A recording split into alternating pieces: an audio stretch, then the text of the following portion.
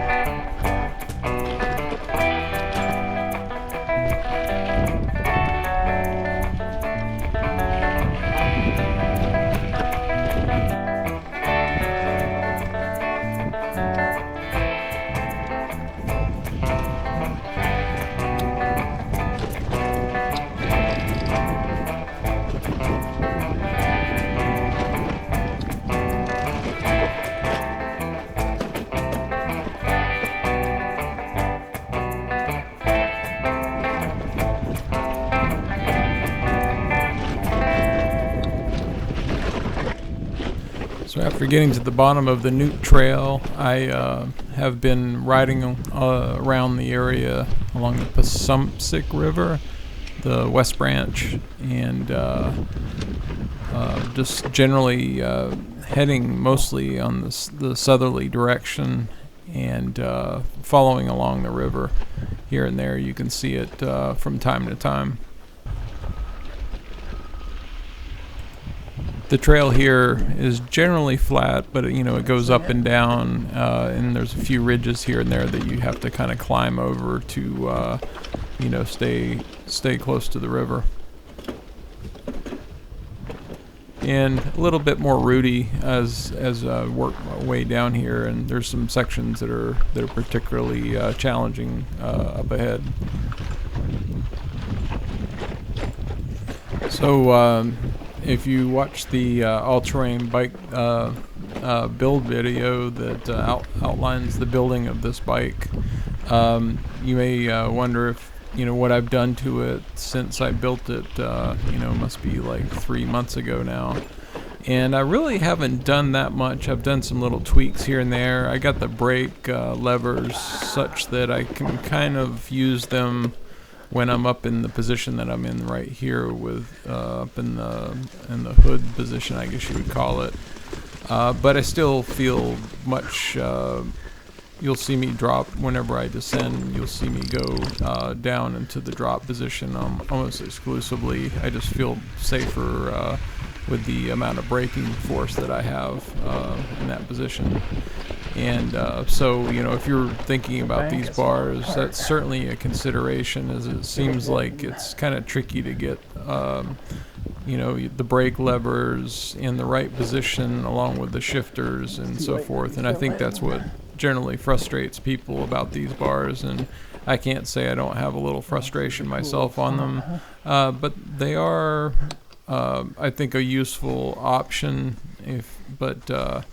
certainly something that's worth trying if you can get your hands on some for a reasonable price. But I certainly don't think they're the end-all be-all as far as options for this type of cycling.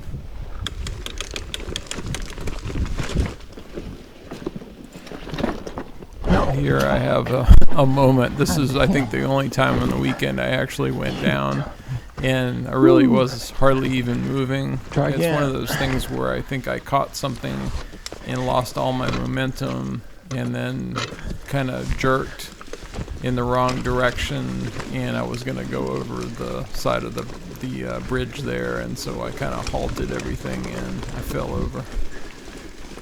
But I got a little cherry on my arm, I think, is the only result of that whole thing, but it wasn't too bad.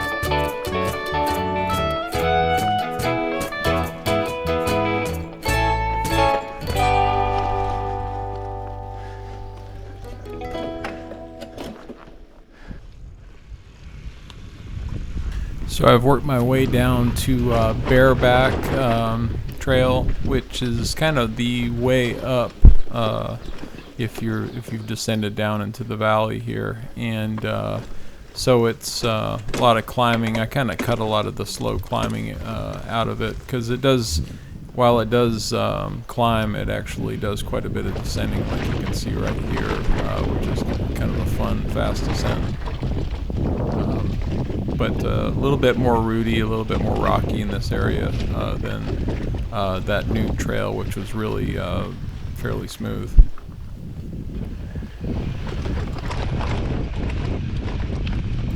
So back to the all-terrain bike build discussion. I was thinking about what I would do to change this bike, to make, some changes that maybe make it ride better. And I was really struggling to think about what I would change on it. I certainly could put some nicer components on it, but at this point, almost all the components on the bike I would really put in the term of being in the budget category. And would it really make sense to put higher end components onto this bike? And the other thing is, I really can't see anything that's really particularly letting it down, for what it is, for this type of build. I certainly could get a lighter frame and start doing all that. Then I'd want to change all the components. In the end, I think I'd end up changing so much of the bike that it just really wouldn't make sense to do that. And so I think keeping it kind of as it is, maybe if I run across some parts here and there, I may end up, putting them on there, but I don't think I'm going to go out of my way going on eBay and finding some more expensive parts to put on it. I just don't think it would really fit the bike. Wow, that's pretty. This part of the forest turned a little bit greener. You can see there's some more ferns and generally a little bit prettier part of the forest because it has a more southerly aspect to it. Whereas that descent was really more of maybe a north-west exposure. So I've come out and now I'm crossing Darling Hill Road, which it's paved down at this end. And I'm going to contemplate my next move as far as trails go. On the east side of Darling Hill Road, there tends to be a little bit more black diamond trails, and I generally stayed off of those. And I took a trail, it's called Vast, and that works from the southern end back up to the northern end, and it's fairly wide. I think it's an old cartway or logging road.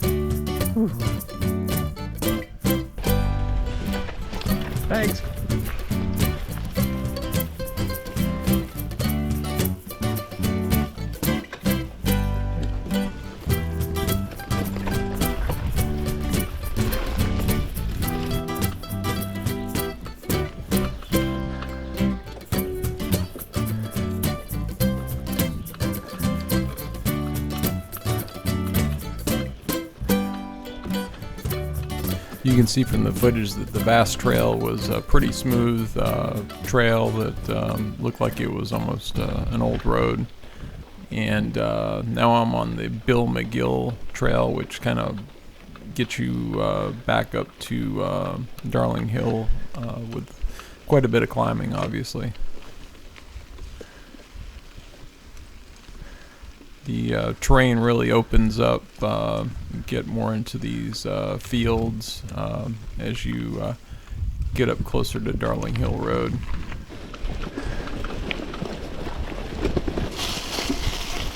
Oh man, you're doing fine.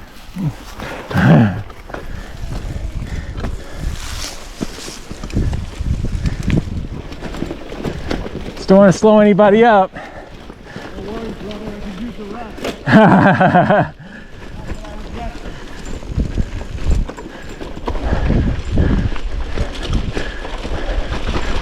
You could use a little pace.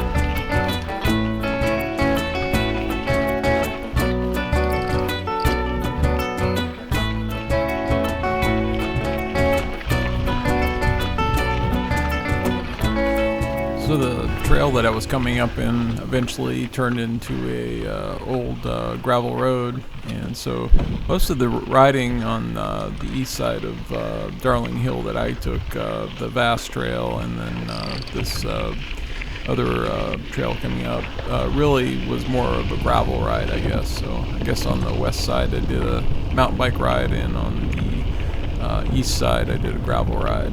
So that's kind of a nice way to kind of mix up a ride. Sometimes just on single track all the time gets a little bit tedious, so it's kind of nice to kind of get into a groove on like a on a surface that you don't have to make a lot of decisions all the time on.